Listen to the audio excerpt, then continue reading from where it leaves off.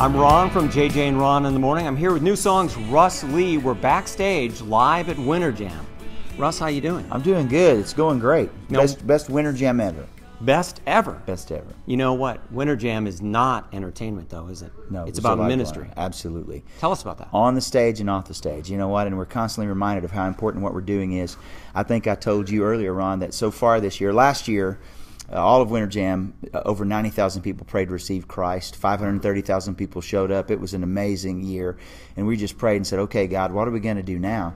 And this year, we have just started this year prayerfully expecting God to do great things. We're a little over halfway finished, and already 90,000 plus people have prayed to receive Christ. And that's awesome. And some have prayed to receive Christ at the concert, and then others in direct response. For instance, this weekend, we started our weekend run in Austin, Texas this weekend, and there were some kids that were supposed to be there who didn't show up. Their youth group was concerned. They were coming behind the youth group, only to find out that those two kids had been in a horrible accident and killed instantly, a brother and a sister, both in high school, and it was tragic and it was horrible. And our Winter Jam family kind of surrounded that youth group and the youth pastor, about 30 of them there, and just prayed for them and encouraged them the best that we could. And the guys in Skillet took some time. John Cooper encouraged them, and Jen, the drummer, prayed for them, and Corey, John's wife, the girl that plays guitar in Skillet, they just kind of ministered to these kids and loved on them. She's a mom, you know, she gets it. Yeah. And so they loved on these kids and really encouraged them.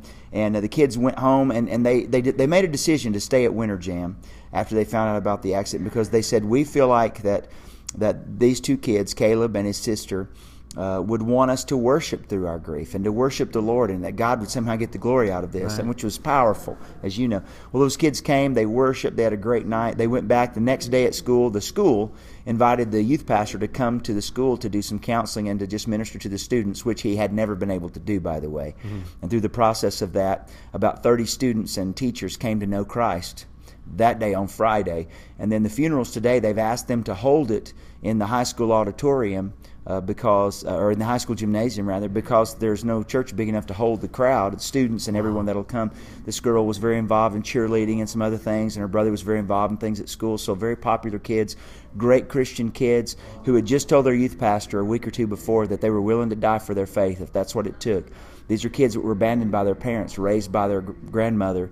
And we're praying that their parents will come to Christ through this. But more than that, we're seeing the ripple effects. And even we decided today that from now on, for the rest of Winter Jam this year, there'll be 2 empty seats down front. And those seats will not just be in honor of those kids and their lives and their witness, but also it'll be a reminder to every artist and speaker that steps on that stage that for somebody, this may be the last opportunity they have to hear the gospel or to be encouraged toward Christ. Wow, that's right. So we're real serious about that. We love to celebrate who Jesus is. We love to worship, and that's why we bring people like Carrie Job and Sanctus Real. We love to get loud. That's why we've got Skillet out here, you know. Right. But we love sharing the message of the gospel, and as you know, that's always been the heart of Winter Jam and always will be. And we're watching God move in some really unique ways. We're seeing cotton candy vendors and security guards and bus drivers and crew guys that are local, and all kinds of people come to Christ this year. And it's exciting because we've challenged each other to be ministers, not just on the platform, but around the arena. And it's been exciting to see what God's done. Well, it is real ministry going on, and if you got a chance to go see Winter Jam, go see it.